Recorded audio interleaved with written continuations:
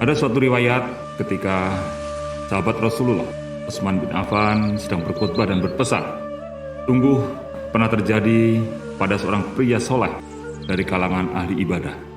Dia rajin beribadah ke masjid. Suatu ketika dia bertemu dengan seorang perempuan nakal.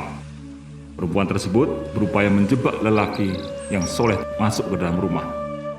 Dia mengunci pintu rapat-rapat. Di sisi perempuan tersebut terdapat minuman keras dan seorang bayi. Perempuan tersebut berkata, 'Kamu tidak bisa keluar dari rumah ini sebelum engkau memilih minum segelas arak atau engkau berzina denganku, atau engkau membunuh bayi ini. Jika kau tidak mau, maka saya akan berteriak dan saya katakan bahwa kamu memasuki rumahku. Siapa yang akan percaya padamu?' Kemudian laki tersebut menjawab, 'Saya tidak mau melakukan perbuatan keji, berzina ataupun membunuh jiwa seseorang.' Akhirnya lelaki tersebut minum segelas miras.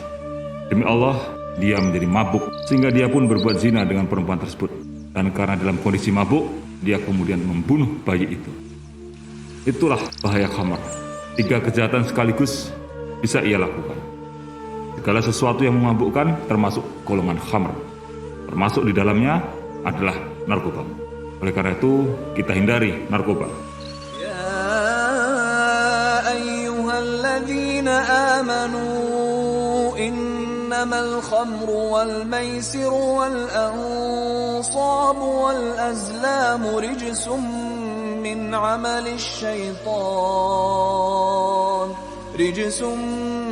عمل الشيطان فاجتنبوه لعلكم تفلحون